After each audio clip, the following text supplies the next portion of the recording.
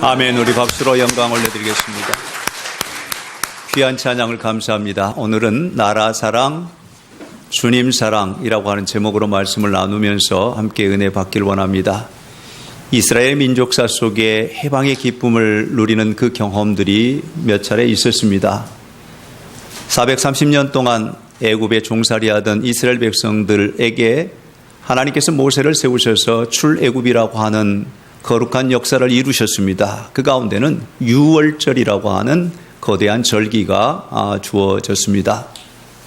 430년 동안 기나긴 세월 동안에 노예 생활하고 종살이하던 이스라엘 백성들에게 자유를 주고 평안을 주고 기쁨을 주고 행복을 주는 그 놀라운 축복의 시간이 바로 해방시켜 주시는 출애굽이었습니다.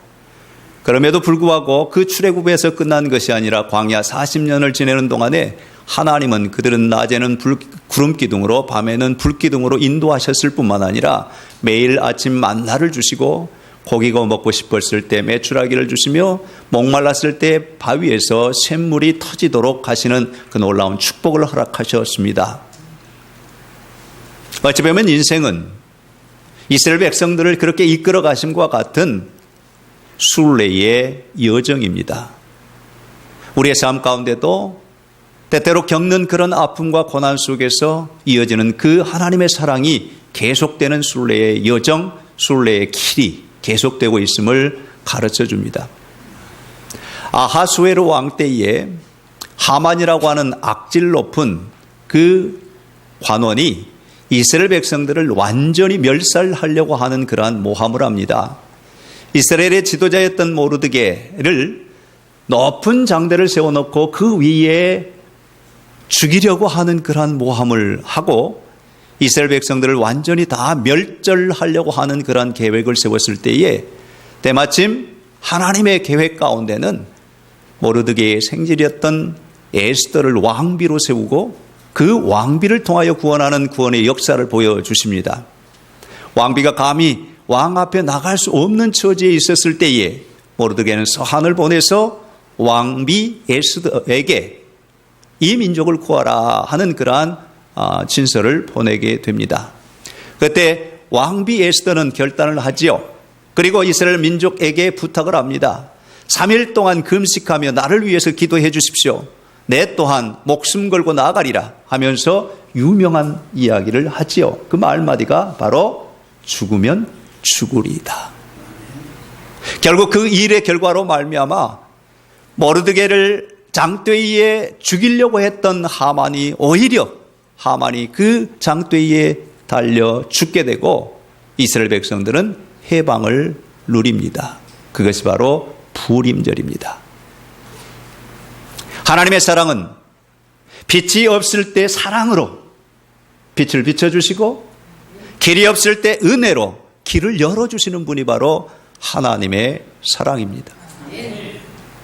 이스라엘 백성들이 바벨론 그리고 아수르에 70년 동안 포로 생활을 할 때에도 역시 마찬가지로 하나님은 함께 하셨고 그 가운데 많은 은혜를 베푸시고 사랑을 베푸셔서 길을 열어주시는 것을 우리가 보게 됩니다.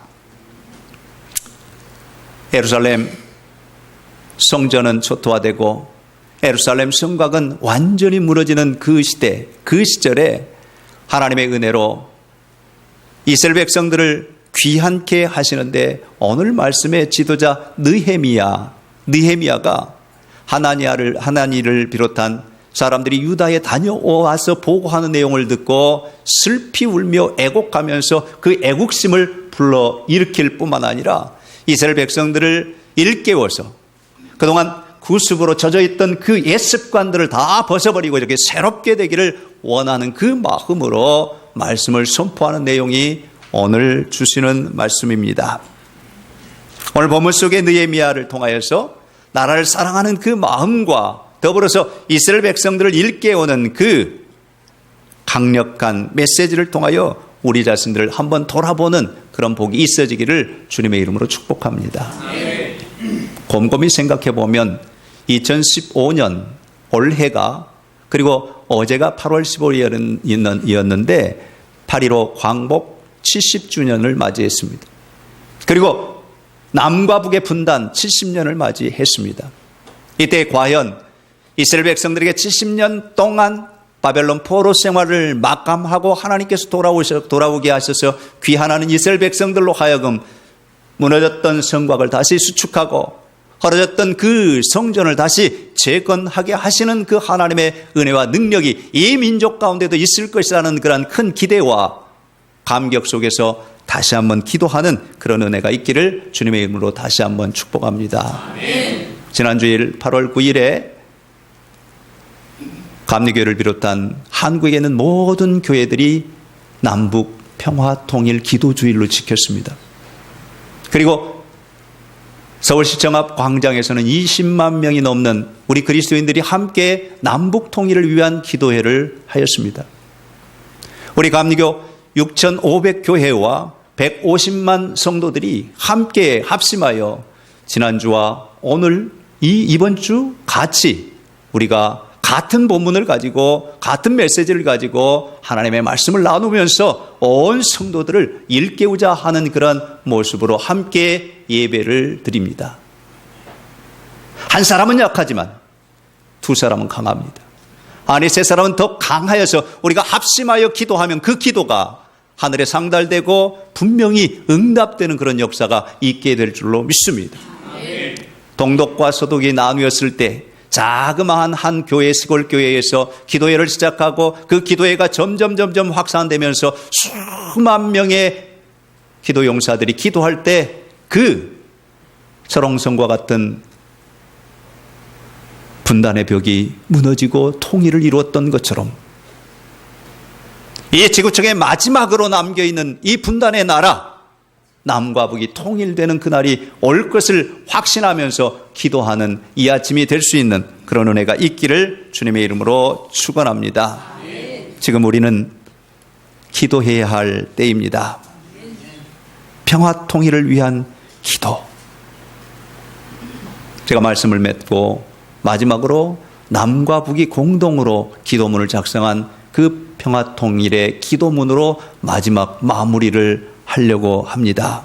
사랑하는 여러분, 이스라엘 백성들이 포로 70년 동안 보내는 동안 하나님이 함께 하셨고 어려웠지만 그 구습을 따라 이미 노예 생활 종살이 하던 70년 묵은 그것들을 노예의 근성들을 잘라내고 이제 새롭게 시작하는 그 마음을 간직했던 것처럼 오늘 느헤미야가 기도했던 것처럼 느헤미야가 백성들을 일깨웠던 것처럼 우리 자식들을 일깨워서 다시 한번 이 민족을 사랑하고 또 남과 북이 통일을 이루는 그날을 소원하며 기도하는 이 아침이 되기를 다시 한번 주님의 이름으로 부탁합니다.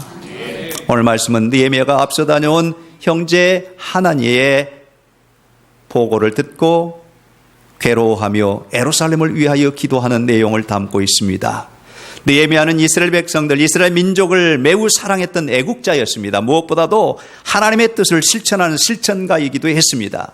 그리고 민족들에게 얽혀져 있는 구습을 타파하는 개혁가이기도 했습니다. 70년의 포로 생활을 했던 백성들에게 그 마음속에 부정적인 생각들이 가득했습니다. 이때에 해방에 대한 회의감, 그리고 예루살렘 성전 복구에 대한 불평, 앞서 나가는 지도자들에게 대한 불신이 가득한 사람들을 향하여 느헤미야 선지자는 앞장서서 백성들을 일깨우고 하나님을 믿는 믿음으로 불가능한 것을 가능케 하시는 하나님이신 것을 저들의 마음판에 새겨 주었습니다. 오늘 이 아침에 저와 여러분이 느헤미야를 본받고 또한 그의 메시지를 통하여 우리에게 주시는 하나님의 교훈을 받고 다시 한번 일어서서 분단 70년, 광복 70주년을 맞는 이 시점에서 다시 한번 나라와 민족을 위해서 기도하는 그런 복이 있어지기를 주님의 이름으로 축복합니다.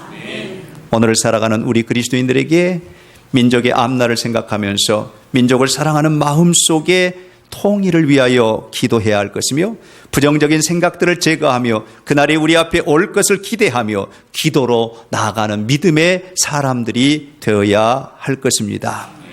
무엇보다도 하나님께서 우리의 생각을 뛰어넘어 불가능한 것들을 가능하게 하시고 우리의 상상 그 이상의 기쁜 소식을 줄 것이라는 것을 기대하면서 기도하는 그런 기적을 불러오는 우리 성일의 식구들이 다 되기를 주님의 이름으로 축복합니다.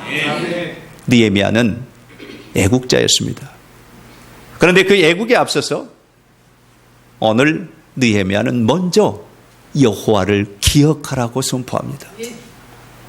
하나님 여호와를 기억하라. 빛이 없을 때 사랑으로 함께해 주셨던 하나님 여호와, 길을 잃었을 때 은혜로 붙들어 주셨던 그 하나님 여호와, 그분을 기억하라. 이스라엘 역사뿐만 아니라 구약 성경 전체를 읽어보며 끊임없이 이스라엘 백성들은 여호와 하나님을 기억하라고 하는 그 강조를 수없이 하고 있습니다.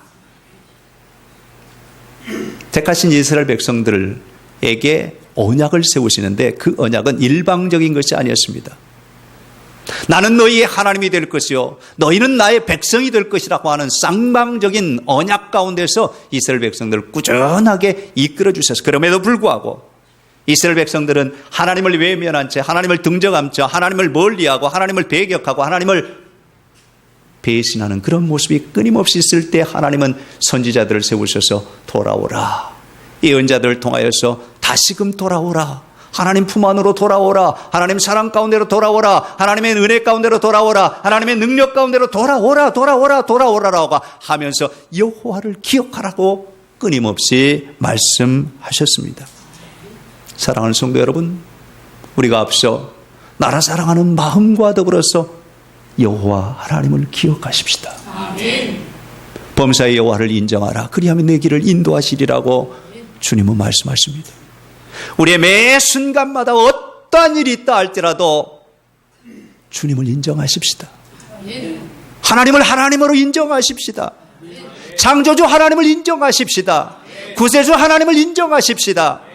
그리할 때 우리가 절망 가운데 있을 때 희망 가운데로 이끌어내 주실 것이고, 지옥으로 치닫는 나의 삶을 천국길로 인도해 주시는 그 놀라운 은혜의 빛과 은혜의 사랑이 우리 가운데 넘쳐나게 될 줄로 믿습니다. 아멘. 이스라엘 백성들을 이끌어내셨을 때 출애굽에 하는 그 과정과 40년 광야 생활 속에서 하나님은 홍해를 건너게 해주셨을 뿐만 아니라 아침마다 만나를 주셨고 메추라기를 주시고 반석에서 샘물 나게 하시고 낮에는 구름 기둥으로 밤에는 불 기둥으로 인도해 주셨을 뿐만 아니라 많은 대적들 가운데서 늘 승리하도록 승승장구하게 하시는 그 하나님의 은총이 있었음을 믿고 여호와 하나님을 기억하라. 우리가 기도할 때마다 어려운 시절들을 기억하고 그 아픔을 견뎌내며 이겨냈으므로 하나님의 그 큰 사랑을 기억해야 할 것입니다. 어려울 때마다 도우시는 하나님을 기억하는 것이 믿음의 큰 유산입니다.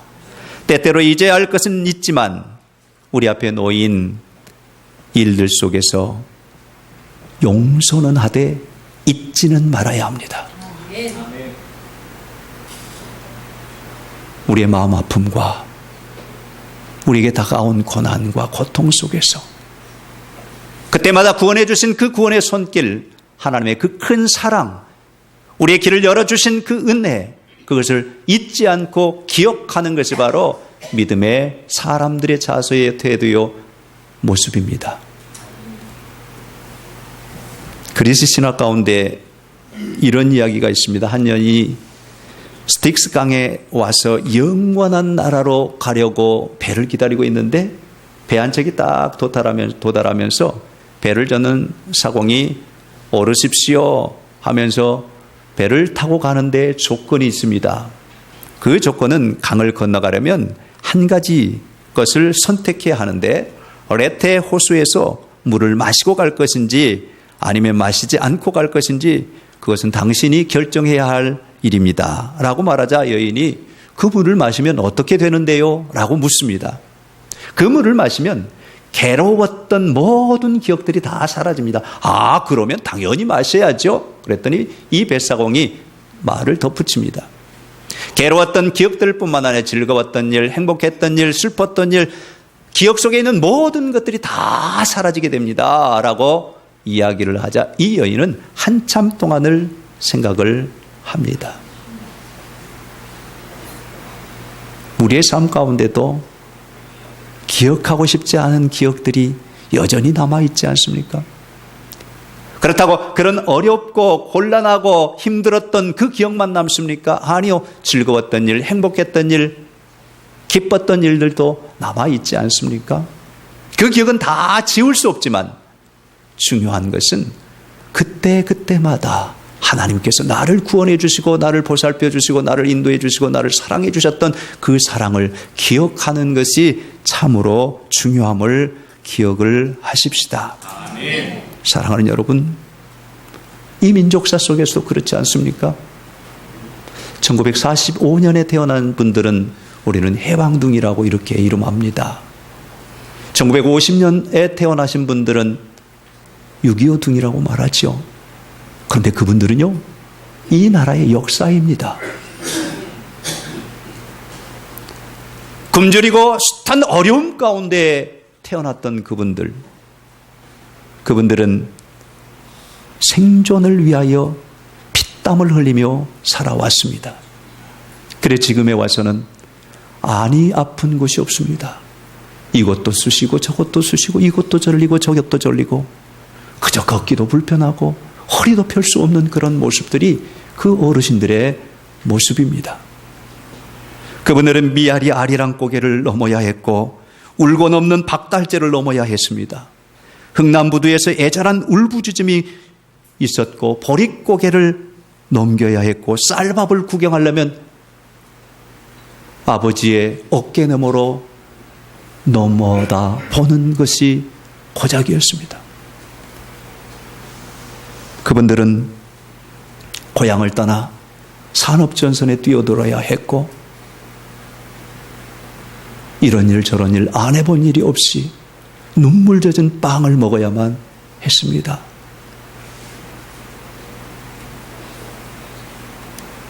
고향이 그리워서, 엄마 품이 그리워서, 부모님이 그리워서 사랑이 넘쳐나는 교회를 찾아왔고 교회에서 한 형제가 되어서 서로 밥을 나누고 사랑을 나누고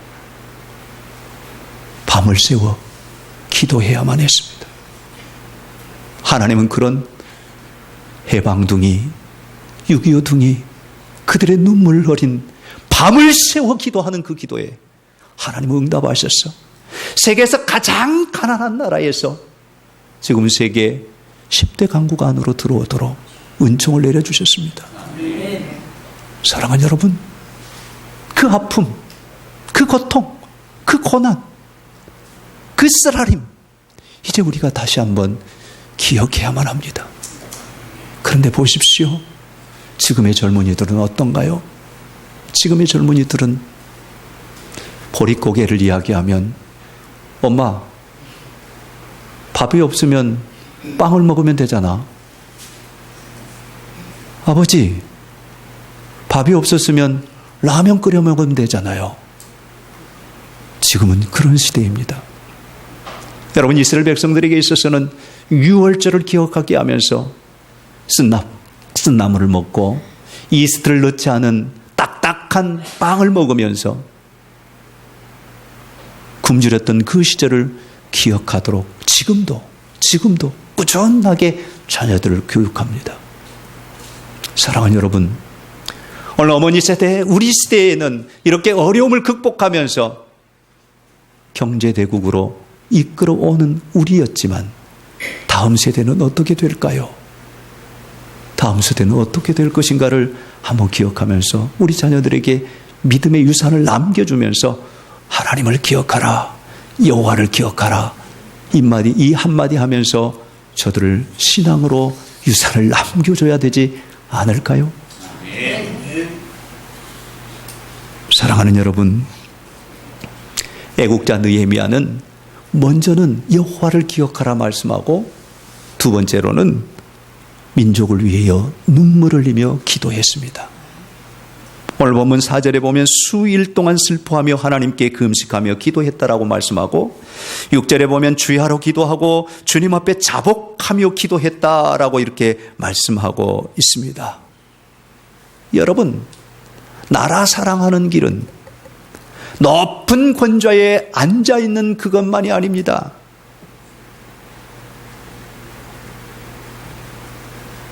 내 작은 정성이지만, 나의 미약한 힘이지만 주님 앞에 나와서 무릎 꿇고 눈물을 흘리면서 나라와 민족을 위해서 기도하는 일입니다.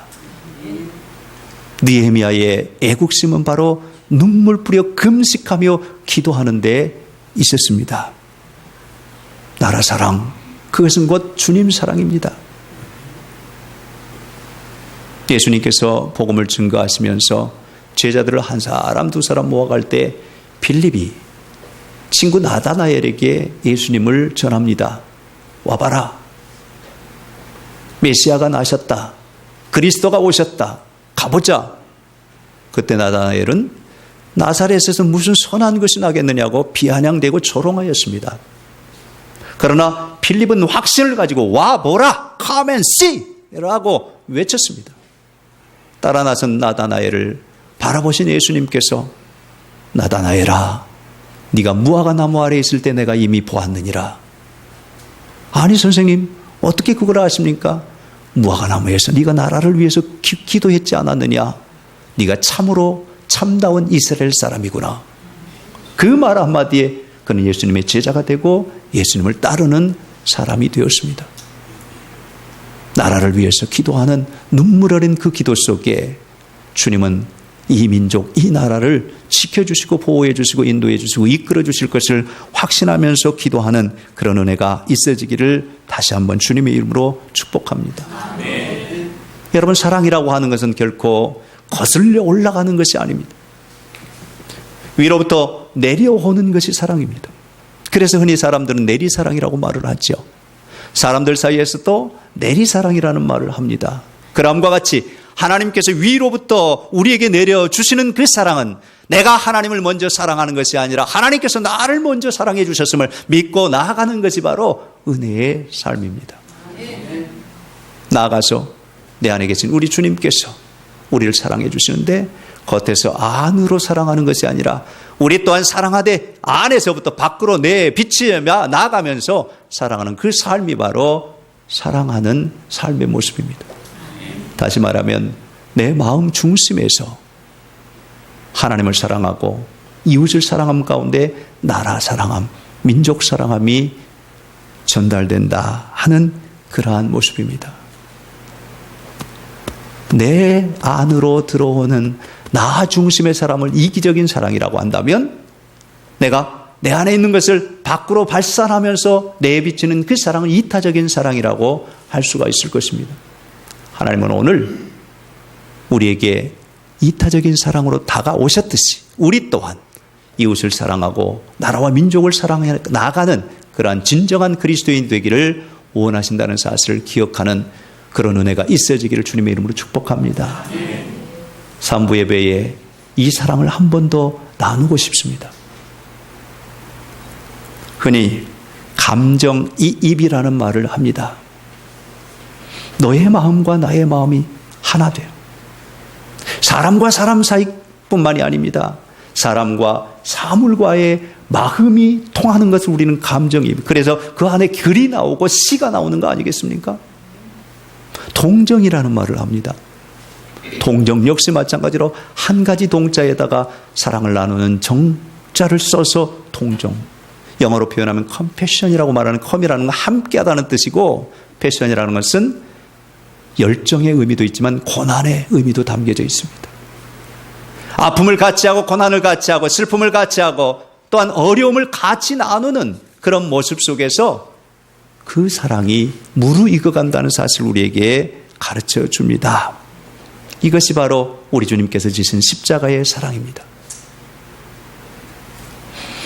민족의 아픔을 내 아픔으로 여기고 이웃의 슬픔을 내 슬픔으로 품어 안는 그 사랑입니다. 그 사랑이 있었기에 눈물을 흘리며 느헤미야는 기도했습니다. 이제 우리도 분단의 아픔을 가슴에 품고 눈물로 기도해야 할 때입니다. 감리교 탈북자 1호 목사라고 언젠가 말씀드렸던 강철호 목사님, 그분을 만날 때마다 울먹이면서 기도를 부탁합니다. 아직도 저 북녘 땅 지하에서 목숨 걸고 기도하는 많은 형제들이 있다고. 목사님들, 저들을 위해서 기도해 주십시오. 교회 가면 성도들에게 꼭 알려주십시오. 저들은 목숨을 내어놓고 기도하고 있습니다. 순교를 각오하고 기도하고 있습니다. 사랑하는 여러분, 우리가 저들과 마음을 합의하는 것 동정이며 감정이입입니다. 같은 마음을 품고 한 가지로 기도할 때 하나님은 이 민족의 통일을 앞당겨 주실 줄로 믿습니다. 아멘. 그런 믿음을 가지고 같이 기도하는 저와 여러분이 되십시다. 아멘. 마지막으로 느헤미야는, 애국자 느헤미야는 나라를 세우는 실천하는 지도자였습니다. 여러분, 모든 역사의 주인은 하나님이십니다.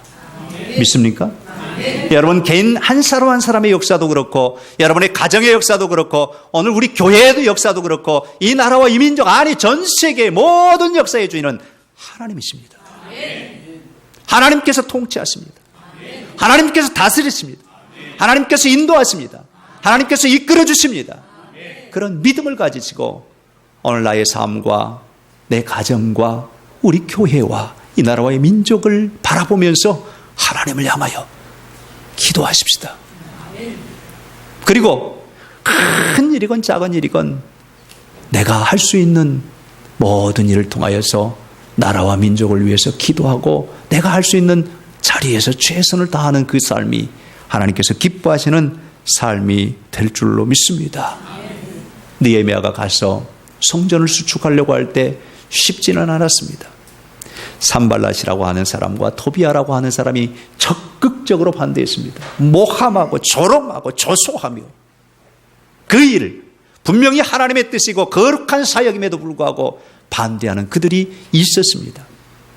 그럼에도 불구하고 느헤미야는 굽히지 아니하고 온전한 믿음으로 끝까지 나아가면서 민족을 구원할 뿐만 아니라 성전을 수축하고 또한 민족을 일깨우는 그 일들을 쉬지 않고 끊임없이 했던 것을 보면서 우리 가운데도 믿음이 흔들리지 않고 주님의 뜻이라면 그 뜻을 이루어가기에 부족함이 없도록 늘 깨어 기도하며 굳건한 믿음 위에 세워지는 저와 여러분이 될 수 있기를 주님의 이름으로 축복합니다.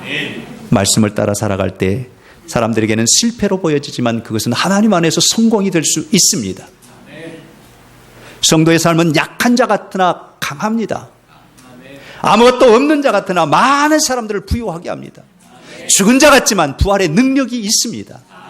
이 사실을 확신하시면서 때로는 절망적인 순간이 다가오고 어렵고 환난과 고난과 고통과 역경이 우리에게 다가온다 할지라도, 아니 시련과 시험이 부딪혀 온다 할지라도 여러분 실망하지 마십시오. 낙심하지 마십시오. 절망하지 마십시오. 60, 70년대 우리 선배들이 피땀 흘려 고생하고 일해서 경제부흥을 일으켰던 것처럼 이 민족을 다시 하나님 깨우셔서 깨우쳐 주셔서 통일을 이루어 주셔서 이제 세계 열방을 향하여 선교 대국이 되는 그러한 큰 나라가 되게 하는 그런 은혜를 주실 것을 믿고 확신 속에서 기대하며 기도하는 저와 여러분이 되십시다. 여러분, 지형적으로 보면 이 민족이 강대국 사이에 틈바구니에 끼어있는 민족입니다. 오래된 책이지만 함석헌 선생님이 쓰셨던 성서로 본 한국 역사, 뜻으로 본 한국 역사라고도 합니다만 그 책 속에 보면 영어로 번역된 번역된 책 속에는 그런 그림이 있습니다. 보통 우리가 한국의 지도를 호랑이로 그려진 지도를 많이 보았죠. 그러나 그 책 속에는 연약한 토끼로 그려져 있습니다. 당시 소련이 망하기 이전이기에 한쪽 손은 소련이 잡고 한쪽 손은 중국이 잡고, 손이 아니라 발이죠. 한쪽 다리는 일본이, 한쪽 다리는 미국이 당기면서 그 사지가 찢겨지는 듯한 그런 고난의 역사를 쓰고 있는 것이 바로 이 한반도의 역사라고 그분은 표현했습니다. 사랑하는 성도 여러분, 오늘 우리 성도들이 기도하면 하나님은 약하지만 강하게 해주실 줄로 믿습니다. 이 민족을 세우셔서 하나님의 뜻을 이루실 줄로 믿고 민족과 더불어서 우리의 교회가 살고 가정이 살고 내 개인이 사는 그 큰 복을 누리는 은혜를 입게 될 줄로 믿고 광복 70주년 맞이하면서 우리의 마음을 새롭게 함으로 먼저는 여호와 하나님을 기억하십시다. 두 번째로는 그 여호와 하나님을 기억함과 동시에 하나님 앞에서 눈물 흘리며 기도하는 성도들이 되십시다. 나가서 우리에게 주신 믿음의 확신을 가지고 흔들리지 아니하는 믿음으로 내 할 본분을 다하고 내 있는 모습 이대로 하나님 앞에 드려지고 이 나라와 민족을 위하여 기도하는 성도들이 다 될 수 있기를 주님의 이름으로 축원합니다. 기도하십시다.